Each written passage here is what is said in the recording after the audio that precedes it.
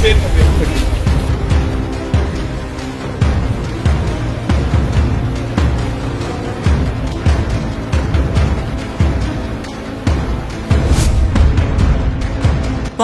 வீட்டுக்கே முகம் கூட தெரியாதபடி காரில் சென்ற டிவிகே தலைவர் விஜய். கட்சியினர் நடந்து வர விஜய் மட்டும் காரில் சென்றது ஏன்? மீடியாவை தவிர்க்கவா அல்லது வேறு ஏதேனும் காரணமா? கேள்விகளை எழுப்பும் நெட்டிசன்கள்.